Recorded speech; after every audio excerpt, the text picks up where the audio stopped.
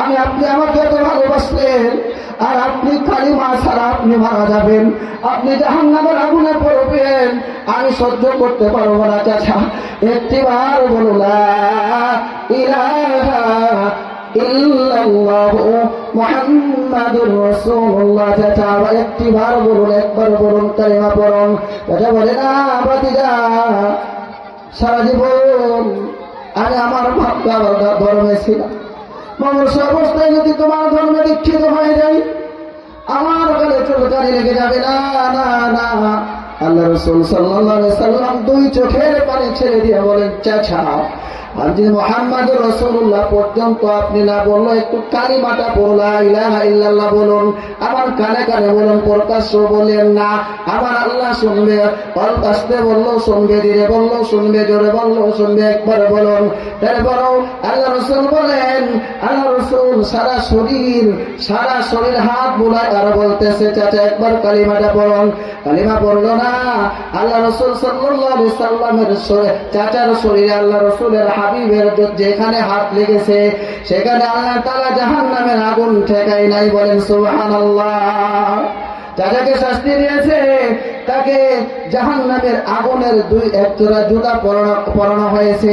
এই আগুনের তাপে মাথার মগজগুলো বাতের মতো টকবক টকবক করে পড়তেছে। এই শাস্তি তার কিয়ামত পর্যন্ত হবে, সারা জীবন হবে।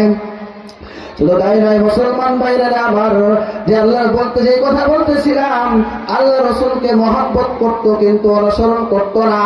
আমাদের মতো অনেক যুবক আছে আল্লাহ রাসূলের বিরুদ্ধে কথা বললে সে আর ধীরে শুয়ে থাকতে পারে না, সে রুখে দাঁড়ায়, কিন্তু আল্লাহ রাসূলের সুন্নাত মুখে নাই, আল্লাহ রাসূলের সুন্নতি পোশাক নাই, সুন্নতি লেবাস নাই, সুন্নতি টুপি নাই, কিন্তু আল্লাহ রাসূলের বিরুদ্ধে কথা বললে সে আর থাকতে পারে না, নামাজ পড়ে না, কিন্তু আল্লাহ রাসূলকে মহব্বত করে। এই জন্য আল্লাহ তাআলা বলেছেন, আল্লাহ তাআলা কালামুল্লাহ শরীফের ভিতরে বলেছেন আমাকে অনুসরণ করো। অনুসরণ করলে আল্লাহ তাআলা বলেন আল্লাহ তাআলা তোমাদেরকে মহব্বত করবে, ভালোবাসবে। আমরা কেমন আল্লাহ রাসূলকে ভালোবাসি মুসলমান ভাইরা আমার লক্ষ্য করে শোনেন। সাহাবায়ে কেরাম কিভাবে মহব্বত করতেন, সাহাবায়ে কেরাম এত সুন্দর করে মহব্বত করতেন, একটি ইতিহাস বললে আপনারা বুঝতে পারবেন।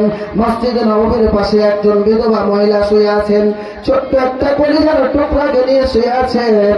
হঠাৎ করে বেলাল রাদিয়াল্লাহু তাআলা আনহু গভীর রাতে হযরত বেলাল রাদিয়াল্লাহু তাআলা আনহু আওয়াজ দিলেন, হাইয়া আলাল জিহাদ। বেলাল রাদিয়াল্লাহু তাআলা আনহু এর আওয়াজ শুনে আল্লাহর বান্দী দুই চোখের পানি ছেড়ে দিয়ে কান্না করতে করতে বালিশ থেকে বিদায় দিলেন। ছোট্ট টুকরা কলিজার টুকরা কেঁদে কেঁদে বলেন মা, মারে মা।